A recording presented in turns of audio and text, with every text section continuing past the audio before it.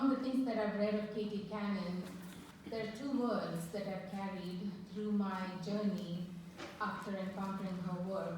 And for some reason, those are the only two words I remember. It's embedded in some sentence that I've forgotten, but the two words have been so powerful and generative for me that they're synonymous with Katie Cannon. And the two are metabolizing pain. So she talks about how do we metabolize pain, and all of my work, teaching or writing, has been about that. In thinking about a topic for today and what I wanted to talk about, I came up with a question, and my question is, how do we form a politics of alliance against racism and metabolize the pain of racism? It was prompted by a recent experience I had. As a dean now, I have responsibilities on managing curricula in theological schools.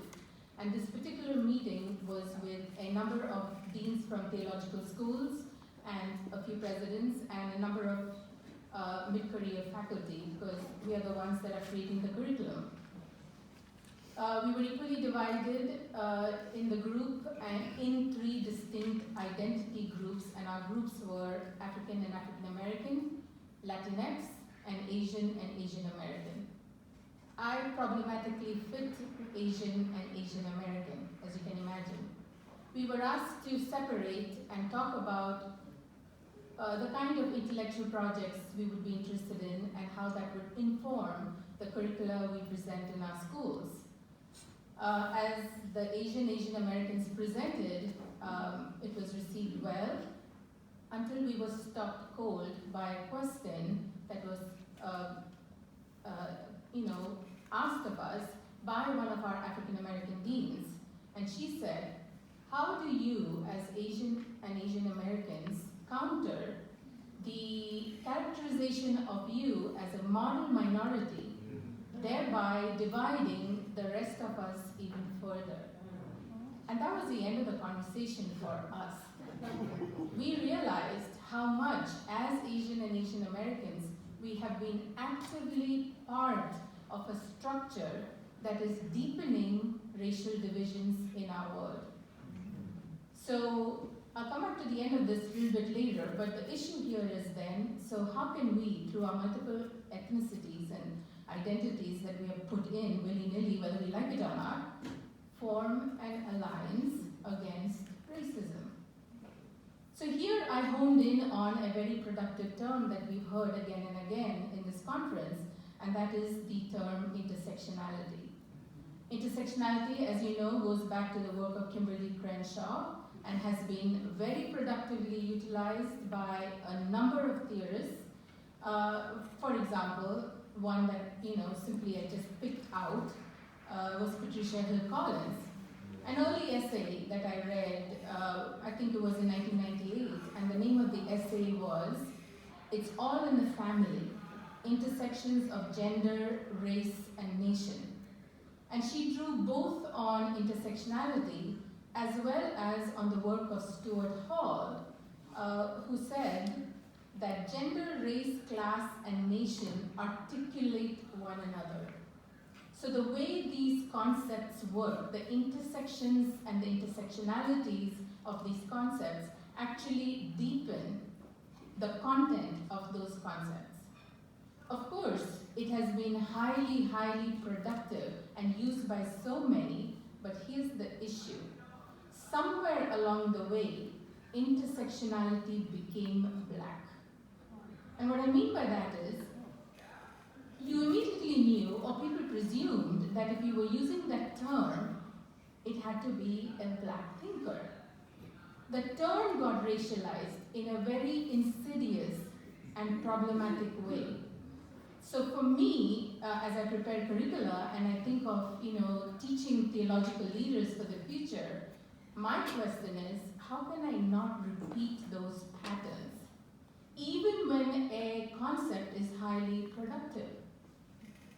So you start to do the comparative project that Teresia has alluded to, and in my own case, I pick up Asian materials.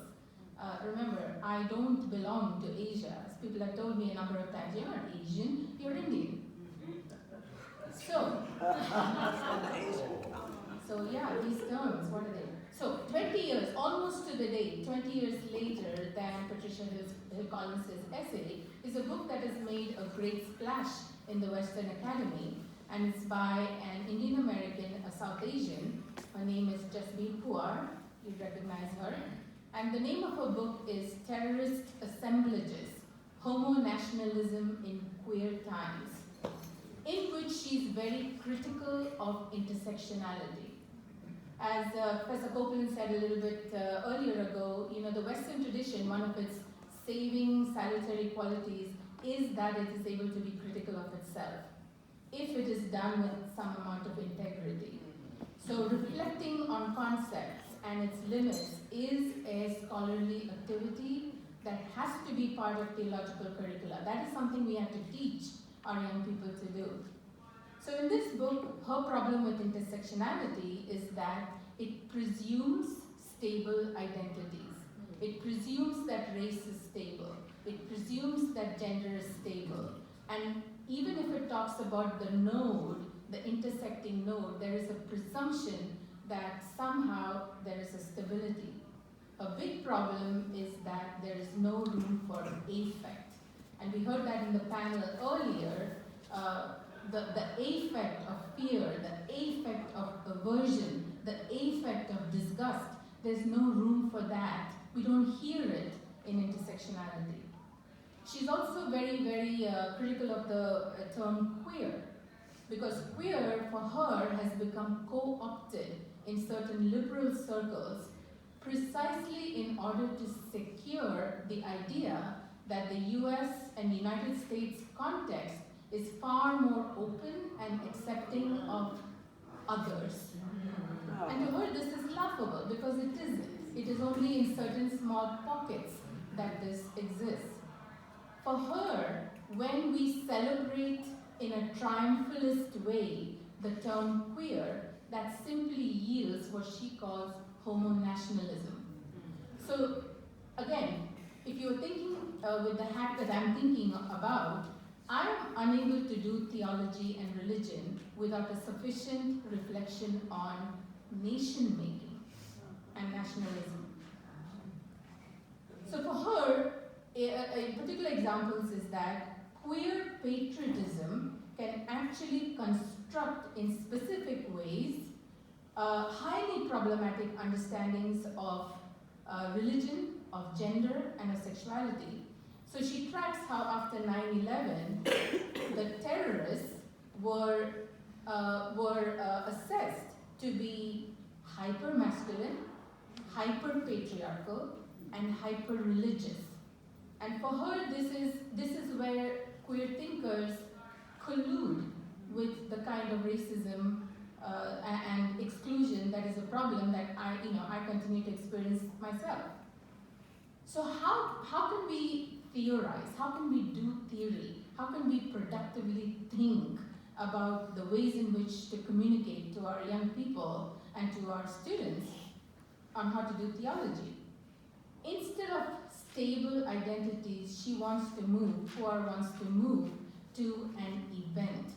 So she talks about the event of terrorism and the event of war. As you know, when someone else is committing an act of war against you, that gets called terrorism. When we are doing terrorism to others, we call it war, and it's justified. So for her, it is an ad hoc identity. Identities function in relation to the temporality, the time, the context out of which it emerges. So she has this rather triggering image, and I'm sorry if this might offend some people, but right after 9/11, a cartoon was being circled, was being spread around, an image of Osama bin Laden on his knees, naked, being anally penetrated by the Empire State Building. So reflecting on, this is the kind, how is queerness reproduced there? How is patriotism reproduced there? How is the United States identity reproduced there? So for her, for Puar, in the event of war, bodies occupy multiple sites of violence. Because of this multiplicity, a code can be read incorrectly. So Sikh men with their turbans were immediately mistaken to be Bin Ladens. And they were subject to the same violences. So in other words, all of a sudden, a new identity was created. And they were subjected to extremely similar, did you lose me? Yeah. Oh.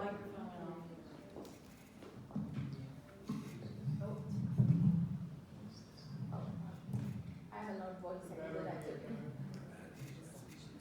Okay, so right after the event, Sikh men became misrecognized as religiously marginal, as racially marginal, as highly sexualized. They became improperly masculine and hyperpatriarchal. Just the week before they weren't. So, for her, identity is an ad hoc assemblage. And sometimes I think, in theological schools, this happens a lot. In the context where I'm at right now, people experiment with identities. And there is an ad hoc assembling of identity. In other words, this inherent instability of identity. But the issue is also what effect does this process yield? So disgust, revulsion, aversion are all effects created by events in a time context. So how do African American thinkers respond to this challenge to a very productive concept that has actually been, a foundation for a lot of African American liberation philosophies? A very interesting essay by a person named James Bliss in his Black Feminism Out of Place. It's a really superb essay. Reads Kimberly Crenshaw's presentation of intersectionality and argues that she said in relation to that term, quote, intersectionality is a location that resists telling, end quote. In other words, Bliss says, intersectionality is not about stability at all. It is about instability. To read into intersectionality stability is already a misreading and a misrepresentation of this very important term. So hence we have two issues. From Asian American critique, we have a dismissal of intersectionality. From African American liberation thinkers, we have this valuation of intersectionality. So what should we do? I don't know. I mean, one says yes, the other says no. We are in a Catholic place, so we can draw on a Catholic idea.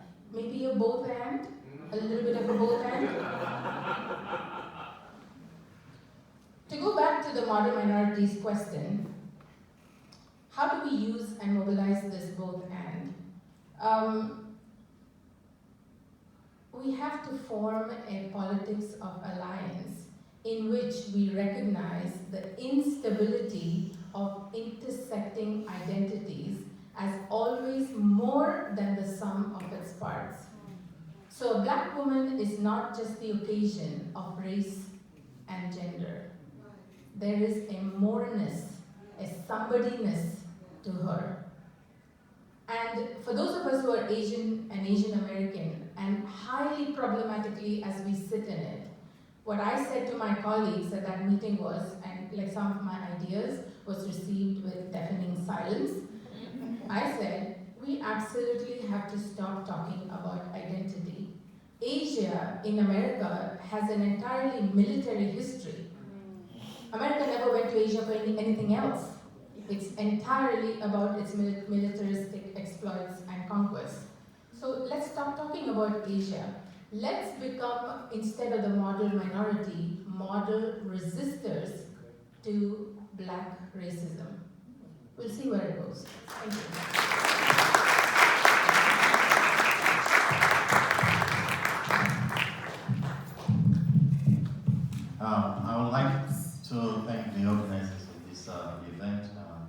on the pilgrimage. It's very inspiring to listen to all these speakers and all the events and conversations that have been going on for these past days.